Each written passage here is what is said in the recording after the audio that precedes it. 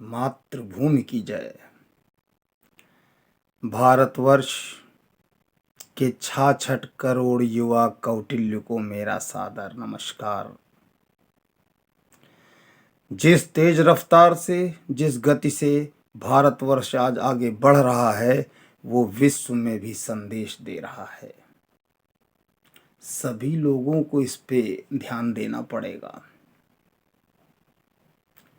हमारे आदरणीय प्रधानमंत्री नरेंद्र मोदी जी ने जिस तरह से समाज के सभी वर्गों के हित को ध्यान में रखकर समाज को आगे बढ़ाने की प्रेरणा और कार्य किया है, वो अत्यंत प्रशंसनीय है। युवा कौटिल्य को ध्यान देना पड़ेगा। आज हमारे देश में जो कुछ भी हो रहा है उसमें विपक्ष के कई तरीके से प्रहार हमारे आदरणीय मोदी जी पर किए जा रहे हैं और किए जाते रहेंगे। चुनाव जब तक 2024 का नहीं हो जाएगा तो ये क्रम चलता रहेगा। आप लोगों को ये सोचना पड़ेगा कि ये लोग जो हैं ये आपका हित सोच रहे हैं, ये आपके हित से अपना हित साध रहे हैं। ये प्रश्न आपको ध्यान देना पड़ेगा। ये लोग अपने को बचाने के चक्कर में लगे हैं। पहले की जो सरकारें थे उसमें भी शासन प्रशासन जितना भी कार्य करता था सब वही है, आज भी वही है, मगर अंतर आया है। जब राष्ट्र का महानायक ईमानदार त्याग तपस्या धैर्य के बल पे उस जगह पहुंचता है जिसके लिए लोग कमेंट कर देते हैं चाय वाला, जब वो अपना पूरा जीवन राष्ट्र को समर्पित कर देता है तो बदलाव तो फिर आना है। और बड़ा बदलाव का संकेत है, लोग अब भी भांप नहीं पा रहे हैं और जो भांप रहे हैं वो अपने को बचाने का प्रयास कर रहे हैं, सोच रहे हैं लपेटे में ना आ जाएं, मगर लपेटे में तो आना पड़ेगा। क्योंकि आज भारत जिस रफ्तार से बढ़ रहा है, जिस तरह से हमारे पूरे देश में कनेक्टिविटी, चाहे रेल की हो, चाहे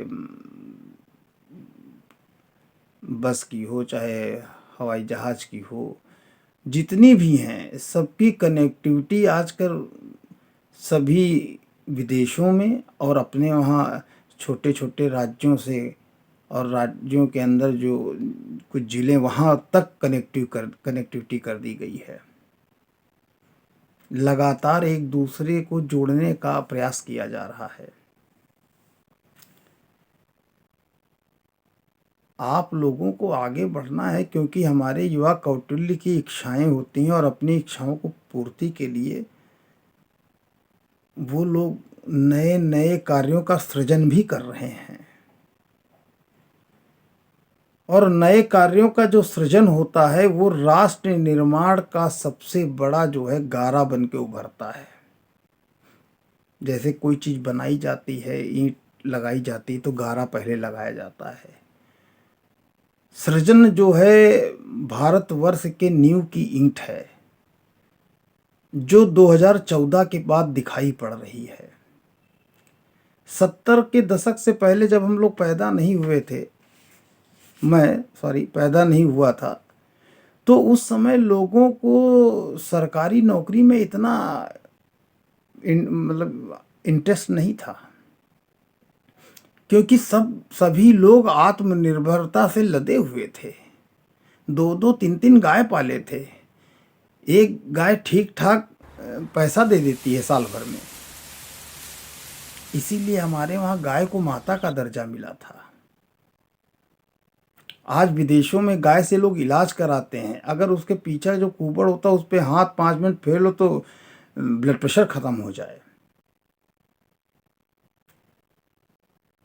हमारे वहाँ सब कुछ था, सब कुछ है, मगर सबसे बड़ी चीज होती है किसी चीज को आगे बढ़ाने का जो कार्य होता है, वही जब कार्य आगे बढ़ता है तो जो बढ़ाता है उसका नायक बन जाता है।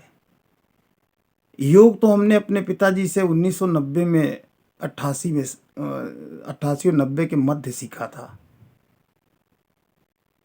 मगर बाबा रामदेव जी ने जिस तरीके से भारतवर्ष से लेके और विदेशों में योग का प्रचार प्रसार किया, जिस तरीके से इसको आगे बढ़ाया, वो अत्यंत प्रशंसनीय है।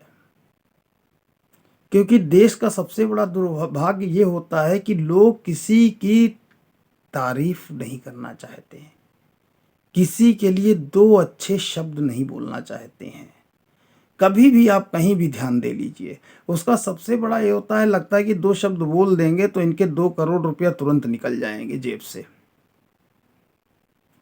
मगर निंदा करने की बात आ जाएगी तो इतने तरीके से निंदा की जाती है कि जिसका आप वर्णन नहीं कर सकते हैं।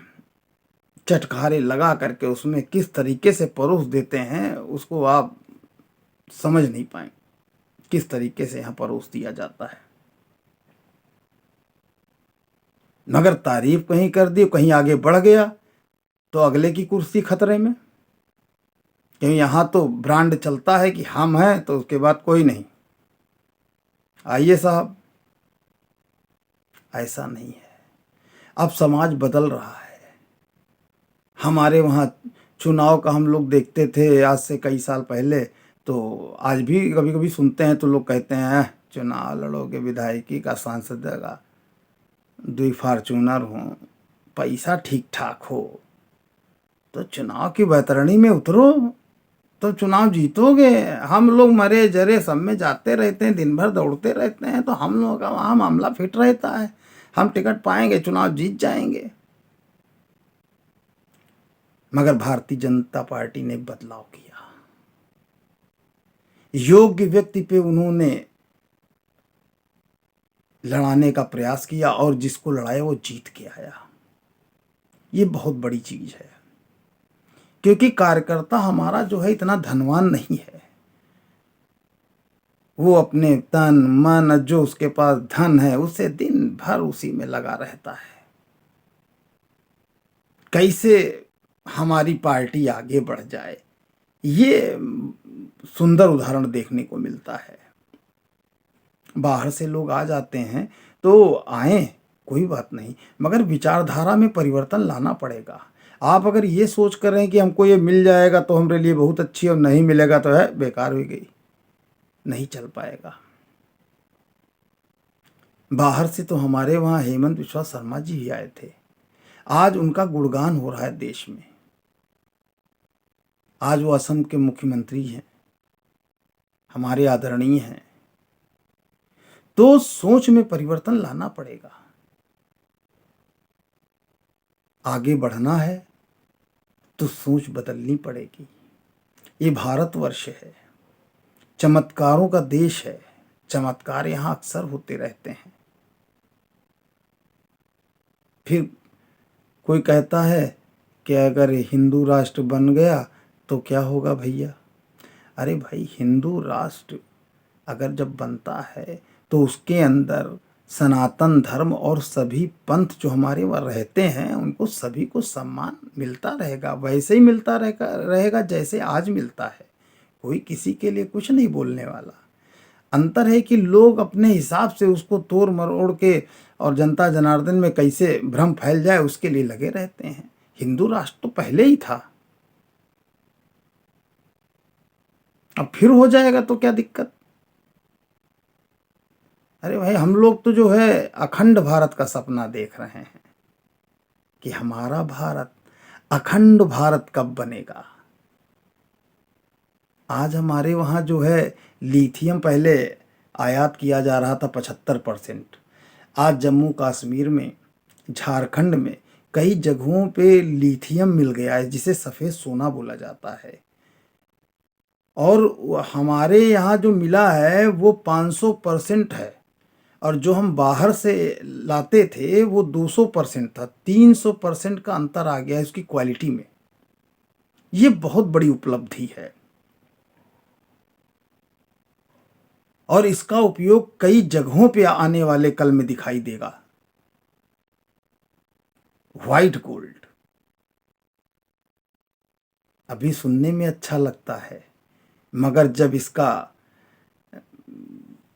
फैलाव होगा तो देखने में भी अच्छा लगेगा। हम लोग तो धन्य हो गए। हमारे पुरखे सब सोचा करते थे कि कब कोई आएगा, कब कोई आएगा। 2014 में मोदी जी केंद्र में विराजमान हो गए। पहले लोग ये कहा करते थे, अरे 17 की मैं बात बता रहा हूँ, अरे झाड़ू न लगाओ, कूड़ा पड़ा रहे दो, पड़ा रहे दो, ये बदलता थोड़ी, सब ऐसे चलता रहेगा, चलता रहेगा। आज वो अंतर दिख रहा है, बदलाव दिखाई पड़ रहा है। स्वच्छ भारत।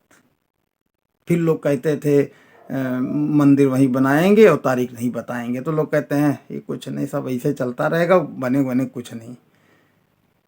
हमारे आदरणीय मोदी जी ने असंभव को संभव कर दिखाया। इससे अच्छा उदाहरण विश्व में नहीं कहीं मिलेगा। और अभी जितने भी असंभव कार्य बाकी हैं उनको भी हमारे आदरणीय मोदी जी संभव करके दिखाएंगे। ये जनता जनार्दन को विश्वास रखना चाहिए। अभी बहुत बदलाव 24 तक होने हैं।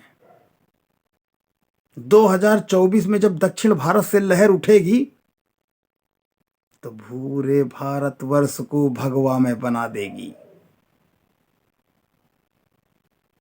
जो लोग बहुत वर्षों से बैठे थे, अपनी बात नहीं कर पाए, आज उनका मनोबल बढ़ा है।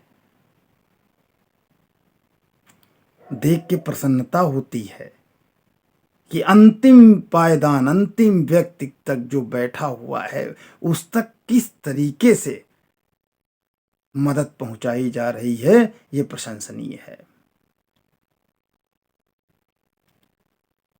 बहुत बहुत धन्यवाद। मातृभूमि की जय।